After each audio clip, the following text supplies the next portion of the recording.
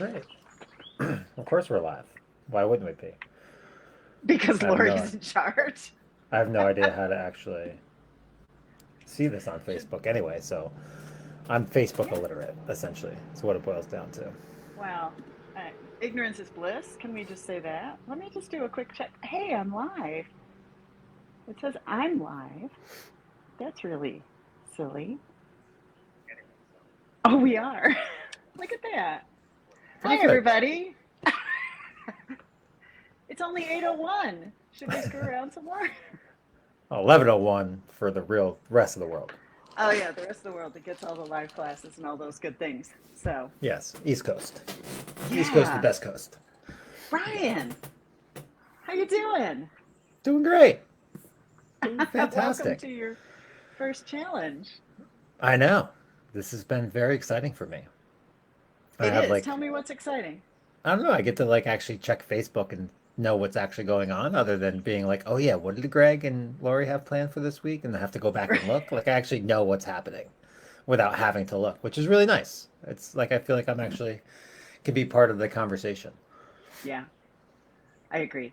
It's it is such an amazing community, and one of the things I shared an email with our coaching staff yesterday, and I often say, this is my why. I think about the things that I do, and the fact that sometimes it's challenging and it's hard, and this is my why. This is why we do this, because we're helping people improve. And it was so interesting to watch yesterday's ride in particular, um, to do a power profile test, and people thought they couldn't do it and they achieved it, and the fact that they got faster over the last challenge as well, and it's helped them on this challenge. So that's really exciting, and I can't wait to see the progress that we make. um, and I think, it's very interesting. Someone else was posting on their graph today and talking about um, PRing on Strava in particular. And I thought that was very interesting because I often will tell people embrace the process of being a beginner. It's cool because when you're a beginner, you just improve everything you do. You get faster, you ride longer, you climb more, you feel more confident, you stop falling down, all of those things. And when we look at an app like Strava, it shows us that we're improving. I rode my longest ride today, or I rode my fastest ride today, or that kind of thing. Or I can look at the segments within the ride and say, hey, that was really good. And I had a similar situation last week. I've been training on my gravel bike for the last month, and I have this little loop where I go do my intervals. It's about 7 miles long, and I've been doing it on my gravel bike. And I went out last week one day and rode my road bike instead. And I got a QOM and a bunch of cups. And I was like, look, you got faster. That was awesome. All this training's paying off when I got on a bike that wasn't slow. And you're in Northern California. That's kind of a big deal. We got a lot of pros around here. So What's so I would like to build off that a little bit. Like what I love about being like the beginner thing is like all these PRs just come. Like you're not shooting right. for them, right? It's part of the process. And that's what I Yeah. think we lose sight of later on. Even a handful of challenges in, once we start kind of thinking about data and we think about our performances, we get so consumed with I Hmm. haven't hit a PR or a new personal best or things like that. And then we get down on ourselves and our training isn't as good, or we try to change our training and nothing happens. I think, it's so exciting to see people notice that they're hitting these things without expecting to hit these things. It's because Right. it's the process that gets us there. It's not, I tell my athletes and my racers is like, don't win Strava, win the race. Right? Don't just Well, we'll chase talk these a little bit segments and about things like numbers that. and profiling in a Yeah. bit, and why I have mixed opinions about their importance. So yeah, anybody can own a number on Strava, but taking that skill set outside is a little different. I had a bike fit client in my studio yesterday, a young girl who started riding a few years ago, and she had only ridden on Strava, and she was really really fast on Strava. She does racing and everything, and has had a lot of success. And she took one of my bike skills clinics this weekend, and she's in sneakers and platform pedals and can't ride her bike outside, and she's been doing all these miles, and she's very slow, so she hasn't figured out yet how to put it all together. She's got the fitness, but those are the other pieces that we have to look at. We can have all the fitness in the world on paper, but can we ride our bike outside? Can we Yeah. actually put it together at the right moment? And I think there's a lot of learning and value in that, in being able to be a racer, do your thing. My running coach used to say that to me all the time: do what Lori does. race. I was like, oh yeah, I can do that. I just have to do it. Just put one foot ahead for the other. So, yeah. Anyways, what else is going on with you, Brian? Well, nothing. Nothing really. You're tired, I'm aren't you? just trying to piece my life back together, Lori. That's about it. Um, I know. yeah, no, like, and talking about performance and everything, like I'm in a real down. Like ever since Yeah. Unbound, like I've been in a downward spiral. I think it really taxed my body past what I expected it to do, and the long-term Right. effect has been worse. I was supposed to race with Greg last weekend, the weekend before, 2 weeks ago, or something like that. A mountain bike race. Greg did awesome. Nice 5.5 hour bike ride through the woods. He passed me. I started out ahead of him. He came flying past me very early in the race, I might add. And I had to bail on the course. Like my body just wasn't handling the heat, and yeah, it's hard.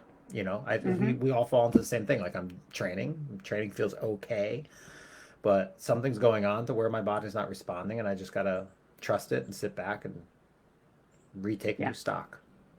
And as an experienced rider and a coach, I think you understand that more than a newer individual would. Um, I think it's really hard to bounce back mentally from an experience like Unbound because now that's in your head. I had a bad race start a few weeks ago, and that's in my head. And then I had another bad race start a few weeks ago, and I was like, and I'm talking to my coach about it, and she's like, Laura, you're fast. You know how to race. You just need to figure this one piece out, and you're learning from this. I'm like, yeah, but it's in my head, and I have to let go of it. So, and I see this in the Peloton world all the time, where people are like, yeah, I'm terrible. I had this one bad ride. And it's like, no, you had one bad ride. That's just one snapshot in your day. So if we were to take one bad ride or one good ride and say that this is who we are, that's not really representative in an endurance sport that we build year after year after year. So, yeah. Yeah, Anyway, easier said than done for sure. right. Yeah, Absolutely. So, like I can logically think about it all day. Like in the seat here, it's yeah. when I'm out on my ride. I'm on that group ride on Thursday, and I'm just like out the back door, and you're just like, what's going on here, right? And you keep pushing and pushing and pushing, and that's not helping the process. Like it's coaches, like you said, you have a coach. I'm Right. And not I was going to smart say, enough. hashtag, this is why you should have a coach. Yeah, I'm not I smart tell enough to that to hire a people all the coach. time. I know. I self coach myself, which is the worst thing to do in the world. Like It is. Well, it's no, the not worst thing to do in the smart. world is to coach your spouse. The Well, that second too. worst thing in the world is to coach yourself. Yeah, I yeah, think yeah. we know our Um, priorities. But for sure. speaking of coaching, what do we have coming on up here this next week? Um, More of the same. So we now have some data. We're going to talk to you about how we can use that. And I'm going to go through the Peloton schedule. We'll have Brian go through the non-class schedule. As our rhythm dictates, we have a rest day on Monday, which is awesome. I actually took one this Monday, even though it wasn't on my calendar. I needed it, and I took it. It was a very wise decision, I think. Tomorrow, as in our next 2 Tuesdays, we're going to ride with Christian Vandevelde, which should be super fun. We're going to start tomorrow, or excuse me, Tuesday, with his threshold training that he just pushed out this past spring. And then Wednesday, we have a rest day or an optional Matt Wilpers 45-minute Power Zone endurance ride. Then on Thursday, we're going to ride with Christine. We've got 45 minutes Power Zone Max. So as you can see from this pattern, get used to the intensity. When we do these short, hard, intense efforts, it's really important that we don't try to pile on a lot of other stuff. Even though these rides are short, they are highly intense and they're going to cause a lot of fatigue. So do your rest days, do your zone twos, but we've got another Power Zone Max on Thursday. Friday, we have our rest day. Saturday, we're going to ride with Ben, and we've got a Power Zone ride, 45 minutes. And then Sunday, again, a rest day or CM. I'm drawing a blank. Oh, Dennis Morton. I have a typo. I was like, who is CM? Did they hire some new dude to teach Power Zones? Um, we're going to ride with Dennis, 60-minute Power Zone endurance ride. So our core rides, if you're doing the 3 ride option, 2 hours and 15 minutes, 5 rides, 4 hours. Doesn't seem like a lot, but the training stress and the accumulated fatigue is there. 146 for the short and 247 for the 5 ride option. So Brian, what do we have on tap with you this Sounds week? fun. I know. um, I like this Uh, kind of stuff. me too. Similar, right? So it's similar kind of, obviously Monday's the rest day, which we want to maintain. Tuesday is kind of your tempo, very similar. We're not doing anything crazy on this day, no hard, super hard efforts or anything like that. But we do want to always keep, even though we're focusing on our sprint power, our VO2 max power, we can't ignore threshold, right? We can't just never do it. Like we always have to touch in on it, right? Like it's a maintenance thing. We're not looking to gain that, but we do need to check in on it, make sure we can still do this. We don't lose what we've gained over the last couple challenges. So that's kind of what Tuesday's purpose is this week for this non-class side. Wednesday, same as last week, it can be an off day or a recovery week. And once again, my rule for recovery rides is the warm up is the hardest part of the workout. Hmm. We hit 100% during there, like that 1 minute in our warm up that we do 100%. And after that, it should not get any harder than that moment right there. Like we don't really go above 80%. This is about recovery. It's about letting the pot simmer a little bit here, right? And it's really setting up Thursday. And Thursday, from appearance, it can look like it's similar to last week, right? Last week we were doing 30-second intervals. This week we have 6 45-second intervals. And last week, if you remember, or this week, I mean, we were talking about it last week, but tomorrow you have 30 on, 30 off, right? Which is about not having time to recover. And we talked about that in the last thing. And it's the fact of like, we're going hard for 30 seconds. 30 seconds is not enough time to recover to go hard again. So the idea here is like, you're just going as hard as you can. The heart rate stays high. Well, next Thursday, when we do these 45-second intervals, it's about power. It's not about the heart rate. So what we're looking for is a really hard 45-second effort. You're just trying to blow the doors off. Like, what can you hold for 45 seconds? And then you get 4 minutes to actually recover after that effort. When that's a lot of time to allow the body to kind of reset up itself to work at a maximal effort again. And then ideally, we could actually even spread that out longer than 4 minutes. You could do 6 or 10 minutes and then go hard again, which we do in some workouts. But obviously, we're in a time crunch here. So you get 4 minutes to actually recover, and then you go all out again. What can you do for 45 seconds? And we're going to do that 6 times. And like Lori said, these are short workouts. They don't seem that bad until you do them. And they take a lot of effort and they take a lot of recovery afterwards. So next Thursday, it's all about that power. It's really kind of push it hard. I would say use these target goals that I have in there, maybe 120%. I think I have it as 121 plus percentage. So we're looking at zone 6, like we're trying to really kind of get up over zone 5. Think of those numbers as a floor, not a ceiling. All right. I want you to get above that number. Really try to push it above that. Let's see, think of it. I think of this as like that carnival game, when you have like the sledgehammer and you're like, bing, and you're trying to like, bing. That's what this workout is. Like, this is all about trying to like ring that bell up there as much as you can. Take a break and let's hammer that sledgehammer again. Then we get a rest day on Friday, well-deserved rest day. Saturday, we're keeping with the same thing that we're doing this week as far as really kind of keeping it easy overall with just this 80% effort in there. We do increase that from 10 minutes to 15 minutes. So we're getting a little bit more intensity on that long ride, but it's really, again, it's about kind of maintaining that zone 2, low zone 3 kind of endurance ride. And then Sunday, recovery. Same thing as Wednesday, different workout, but same concept. Keep it easy.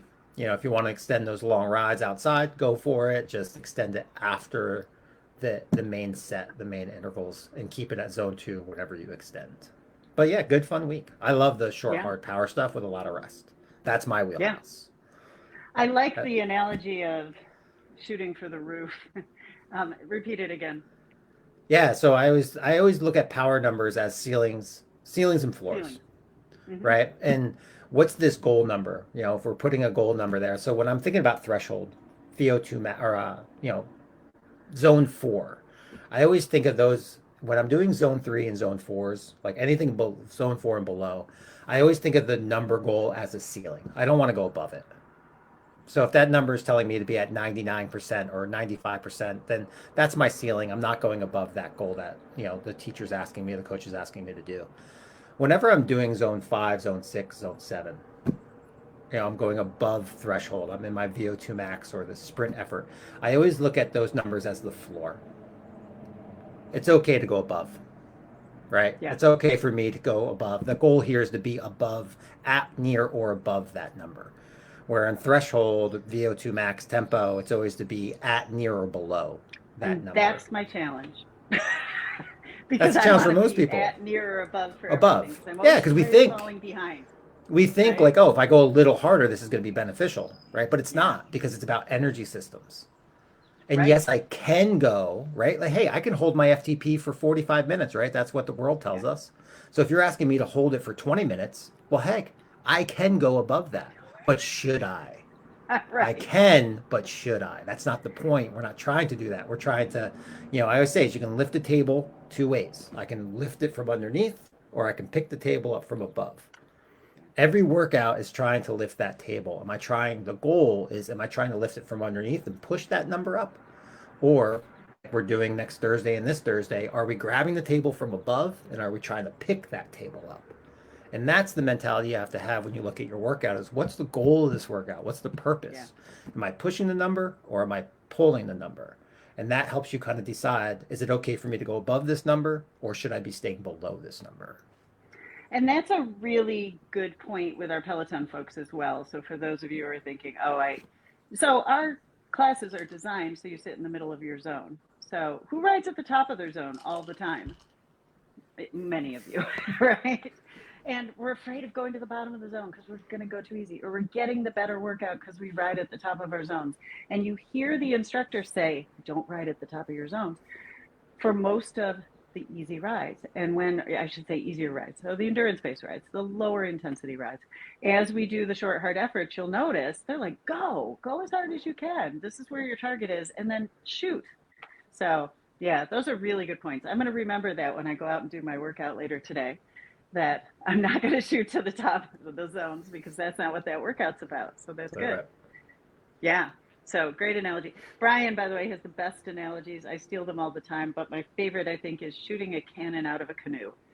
Yeah. And That's most my of you are like, favorite. what the heck is she talking about? But we were talking about saddles and saddle covers and instability on the saddle. And he's like, yeah, why would I want this cushy, squishy saddle? It's like shooting a Going all saddle or over. a cannon out of a canoe. Yeah, that's my favorite. I stole that immediately, Brian, just so you know. All my best things I steal. That's a good one. Um, I have a lot of good ones. I have a lot of bad ones. I know. I feel like I have a lot of dad jokes these days. And I'm like, when did I get that old? But let's do a quick chat about Power Profile. I did a poll yesterday. I was very curious what analytics folks were using to look at their rides in general. And so I did a poll on apps. And it was very interesting because there's a lot of them I don't even use and haven't ever seen. I'm pretty tied into Training Peaks as a coach because I can see analytics and I can communicate with athletes, and then Strava for my own social aspect. That's about all the social media I do these days. But there was some really good information there. And one of the interesting things that came up yesterday was, oh, yeah, Brian, what are we going to do with this data? How are we going to teach people about this? Because we put together a program and didn't really think that piece through. So we want to talk a little bit about power profiling. And I know Matt Welch, hi, Matt, posted some power profile charts this morning, which, as I mentioned yesterday, I don't love, I don't hate. I have some strong feelings in both directions about power profiling. And I think, as I was thinking about it this morning and preparing my notes, the first thing that came to mind was comparison is the thief of joy. And for me, when I look at a power profile chart, and I'll show you a couple examples after, if I can figure out how to screen share, I often think, oh, I don't match up to where I should be, or this is frustrating. I don't want to begin because there's no way that I'm ever going to be able to fit into this category. So I should just give up now. And I think, especially when you think about children, that's a really bad conversation to have. We shouldn't track people into a specific activity or sport or that kind of thing just because they're good at it. Now, if I'm good at it and I like it, that's a different story. But anyway, so power profiling is a little touchy subject. The charts that were originally designed by Indy Coggan are definitely controversial in the coaching world because they include a lot of data and not a lot of the other information that can make me a good rider. And I think that's the other thing that we should talk about. But anyways, Brian, what do you think about power profile Yeah, I think and these charts that we see?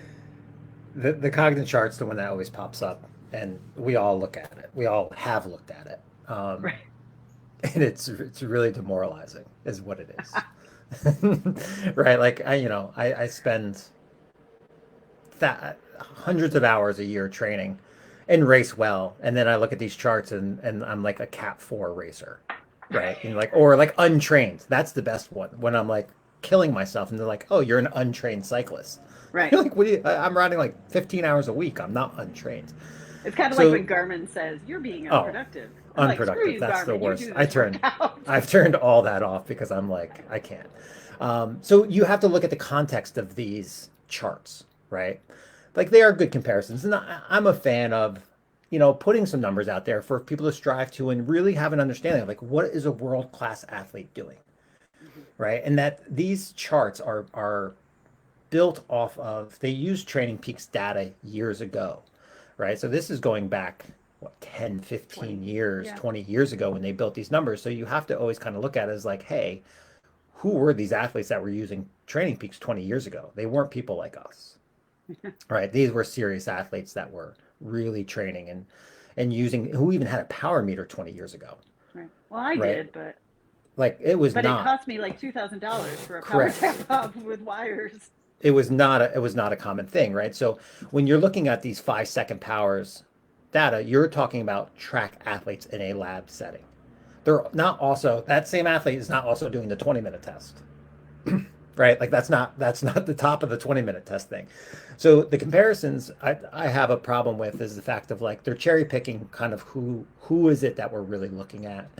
And then the other thing is too is you have to look at the apparatus they're using. What are they measuring this on, right? What type of thing? Like the Peloton is a predicted power source, right? So is my power meter. My power is a predicted set power source. It's not a strain gauge anymore, like the power taps were. So the measuring thing changes, but also, that Peloton bike has a flywheel, right? So you get that thing moving, it moves the pedals a little bit compared to my outdoor bike. Then if I stop pedaling, it stops coasting. Now, I'm not saying one is better than the other. Think of track bikes. Track bikes in the Olympics are the same as a Peloton bike, direct drive. But how we produce force and maintain force in that type of environment is different. So if these charts are based on outdoor road cyclists, are they even applicable to a track cyclist or a track bike and or a Peloton indoor bike? They're not really because I'm taking science from one and trying to apply it to the other. It's a good guesstimate. But I agree with you. I thought that was like it's a thief of joy is so true. Because here I am, I like hit an all-time power number. I'm like, this is awesome. And I'm like, oh, I'm still untrained. Right. Nice. I'm still I think useless. Nice. where I find it very useful and where I use it with my clients, and I take the chart out. So when I go into Training Peaks and I look at their power profile, I don't show them. Um, let's see if I can actually share my screen. We're going to try this. Screen. Share this window. Just make sure Whoa, it's the that's right not one what I though. wanted That's to do. that's awesome. Stop. Hello, hello, Ryan, hello, everywhere. hello. Let's see if we can do this. We're going to try the screen again. Allow to share screen. Let's see if that one works. Share this screen. No! Ah, Hello, dang. hello, hello, I know. hello, hello. It would be cool if we were trying to do that. I may have to practice this one. I may have to post these as screenshots on the group, so that'll be you could be able to refer to them as well. But what I was going to say is when we look at, for those of you who haven't looked at Training Peaks or other options, you can see the charts that Matt put on the Facebook group this morning. It'll show us what my relative strength and limiter is. And I think that's what's important about profiling. I was going to use myself as an example. I've been training to race gravel, and I'm very much like Brian, one of those athletes who, if you look at me by the numbers, you would think I couldn't ride a bike. And the reality is I can ride a bike pretty darn well because I can do a lot of the other things too. And maybe I've been training in specific ways that it's actually not even showing my strength or my limiter. Like I'm doing some really long gravel races. We've been doing a lot of endurance stuff, but also a lot of punchy high-end stuff. And my profile doesn't probably look the way you would think it would look for the kind of racing that I'm doing. But I can look through there. And at the beginning of the season, I did this with my coach, and we figured out, okay, for one thing, I have no sprints. We need to work on a sprint before nationals in 6 weeks. It's like, okay, and that's technique and that's fitness, but we've worked on other elements that will lead to that. So yeah, so I'm going to look at those relative strengths and weaknesses, and that's what I think is important about these profiles. Is it allows me to compare myself to myself, to make a plan for my training, and that's what I think the charts were really designed for, and also to maybe compare myself. I'm not going to look at a power profile chart and say, okay, you're ready to start racing now, though. And as we know, Yes. we've got lots of Strava racers who aren't really awesome outside. So Yeah, and that's the thing is like you're using the power profile to let you know where your strengths are currently. mm-hmm. Right. And that's the thing is like if I've been doing like we're doing a sprint challenge here, right, for the next 4 weeks, I would expect at the end of this 4 weeks that I would be performing well in a 5 minute or under type effort. Right. So there's no point in me doing an FTP test because I wouldn't expect my FTP to be high if this is the type of training I'm doing, right? So it's once again, it's using the test to get the data for what it is you're trying to accomplish, not just some random number that we deem as being the high almighty number mm-hmm. out there. So, and the same thing goes with the Garmin. It's like, oh, you're an all-arounder. Yeah, because everything you're doing right now is a variety of everything. If you just, in the next 4 weeks, most people are going to see on their Garmin, like, oh, you're a sprinter. Yeah, because everything I've been doing has been leading me down this road. But is that my phenotype? That's the big question. Of course not. That's it, right? Like training. Doesn't mean I still can't become a better sprinter. I could be a crappy sprinter and still be a better sprinter than I was, right? And I can do all the long distance stuff in the world, which I do a lot of, obviously. My phenotype is still going to be me being a sprinter. Mm-hmm. That's it. So if I'm not racing and I don't have a need to sprint right now because I'm not in New York City doing the weekly races, then I have to work on my endurance, and that's what's going to benefit me up here in Vermont. But the fact of the matter is I'm not going to be a breakaway guy. Like I'm still not going to win a race that way. Like Greg's still going to beat me in that manner, right? But if we come down to a state line, I have 5 pedal strokes that are going to be faster than someone else's 5 pedal strokes, and that's the way. That's where when we talk about what we're training, and when I look at my power profile, it's like if you're not there at the end, it doesn't matter if you have a sprint, right? So let's make the first priority. Let's get there to the end of the race, which means short, punchy efforts, the sweet spot, the tempo, all of that, and then if we can get a sprint out of that, that's great.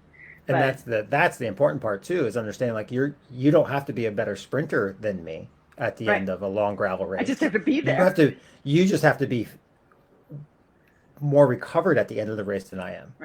Right? If I'm a better sprinter, but I'm at my limit by the time we get there, I'm going to sprint at 50% of my ability when you're sprinting at 75, 80% of your ability, which is going to trump my 50%. That's the power profile. It's like, hey, what's the race that you're doing? What's the situation you might be in? What do we need to improve on for you to put you in a race winning situation? And I tell all my athletes in racing, you have 2 ways to win a race. That's it. There's only 2 ways. You either win in a breakaway or you win in a sprint. There's no other way to win a race. Or everybody else crashes and gets a flat, and I just that's a breakaway. Same thing, right? So you either have to be a breakaway artist, or you have to win in a sprint. There's no other way to really win a race. So the question is like, well, what are you going to do? How are you winning this race coming up based on the thing? Right. And it's interesting, especially in the world of gravel, because courses around the world are all different. There's no one profile of what a gravel race looks like. And surface. Mixed surface. But it's very interesting because here in California, everything is super hilly, super technical, big chunky stuff. My target race, Nationals, is going to be like this pristine champagne gravel, not a lot of elevation. Well, that's actually what I'm good at too. I'm a really good power horse, right? A diesel. So let's see how that goes. And then if I can that would be my kind of race. Flatter, like rolly. Literally, once we start going uphill, you might as well open the back door because I'm about to fall out of it. Like, I'm great on the uphill stuff, except at the start. That's what kills me, is it just destroys. To go from like a 50 heart rate standing at the line to all of a sudden being at like 150, dude, my heart doesn't go that hard. So on Thursday, I got dropped in this group ride and made multiple wrong turns, which you saw in the Facebook post. But I literally, at one point in time, like a guy in a flannel shirt, like commuting from work, I think, like on a mountain bike, passed me going uphill. And I was literally like, I'm like, I wanted to kick him off his bike. I was like, are you kidding me right now? Like, this is Yeah, ridiculous. I'm like suffering, and this guy on like, the Huffy is like blowing by me. I'm just like, yeah. oh, It's gosh, okay. I I had hate that happen hills. to me as well on a hill climb, and it was like some teenager in jeans and sneakers going up Kings Mountain here, which is, and I was like, and I felt like I was going backwards, and I'm dressed all, I always have this saying, if you can't be fast, be flash. Oh yeah, So I always look really good, I think. yeah. My view on that is, my terminology for that is look pro, go slow.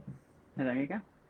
So, Yeah, look pro, go slow. anyways, just to reel back around to what do we do with this data now? There's a couple of things we can do as a participant in the challenge. Obviously, I can, on the Peloton app, I can compare performance to performance. I can actually ride against myself. So look into your history and you can do that. There's a whole plethora of apps. If you didn't see the poll, check it out. Some of them are free. Some of them are for pay for a small fee. If you like analytics, I would say obviously